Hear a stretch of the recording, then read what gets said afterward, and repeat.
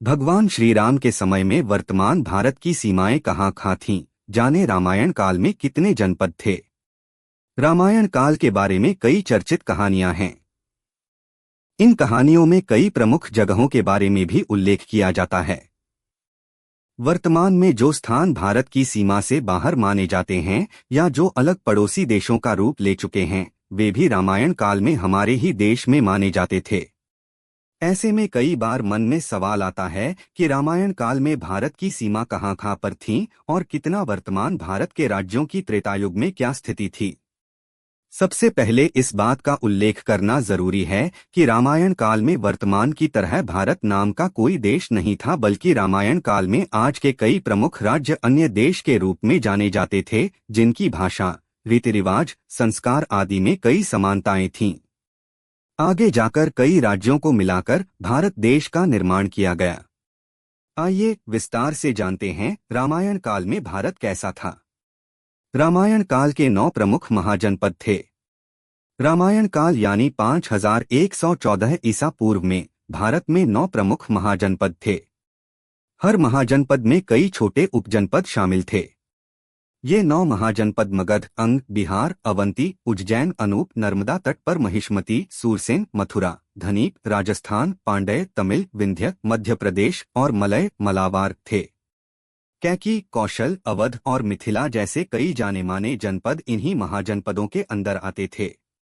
रामायण काल के अन्य प्रमुख शहर। इनके अलावा कई अन्य प्रसिद्ध क्षेत्र भी थे। इनमें अवध, कैकी, कौशल, प्रयाग, चित्रकूट, जनकपुर, मिथिला, दंडकारण्य, महाकांतर, तालीमन्नार, किष्किंधा, रामेश्वरम, लंका, कंपिल, नैमिषारण्य, गया, अवंतिका, सूरसेन, मथुरा, कंबोज, कुशावती, दशार्ण, विदिशा, निषाद, काशी, पंचवटी और मलय शामिल हैं। यह समय रामायण काल का माना जाता है। वर्तमान में कितने बदल गए हैं ये शहर। वर्तमान समय में रामायण काल के ये प्रमुख शहर और महाजनपद अलग अलग सीमाओं में बंट चुके हैं। लंका अब श्रीलंका का रूप ले चुका है, जबकि सूरसेन अब मथुरा शहर के रूप में उत्तर प्रदेश राज्य का हिस्सा है।